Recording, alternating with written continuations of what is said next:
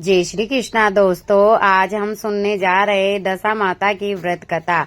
प्राचीन समय में निषद देश में राजा नल नाम के एक प्रतापी, दयालु और धर्मपरायण राजा राज्य करते थे। उनकी पत्नी दमयंती अत्यंत सुंदर, प्रतिवता और गुणों से भरी रानी थी। दोनों पति पत्नी बहुत प्रेम से रहते थे और उनके राज्य में धन धान्य, सुख शांति और समृद्धि की कोई कमी नहीं थी। प्रजा भी उनसे बहुत प्रसन्न रहती थी। समय बीतता गया। एक वर्ष होली के बाद दशा माता का व्रत आया।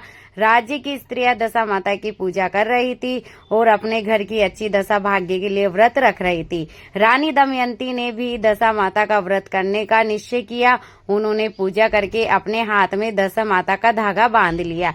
जब राजा नल ने वह धागा देखा तो उन्होंने पूछा, यह धागा क्यों बांधा है?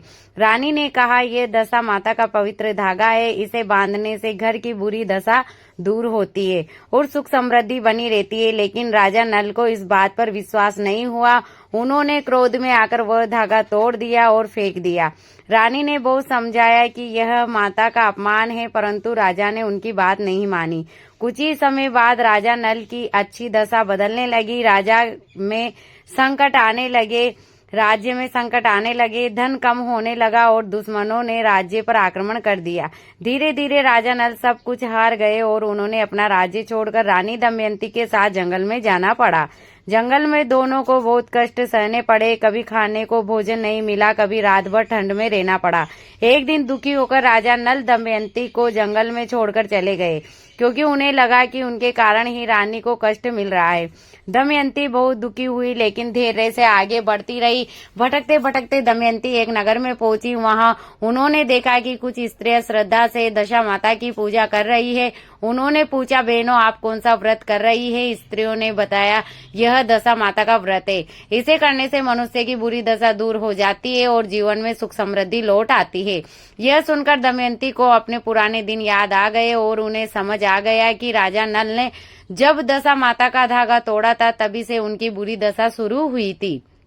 दमयंती ने उसी दिन से श्रद्धा और नियम से दशा माता का व्रत करना शुरू किया। उन्होंने माता से प्रार्थना की, हे दशा माता, हमारे दुख दूर करो और हमें फिर से मिलाओ। माता की कृपा से धीरे धीरे परिस्थितियां बदलने लगी।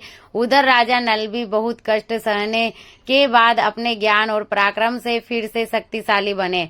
अंत में माता की कृपा से राजा नल और रानी दमयंती का पुनः मिलन हुआ।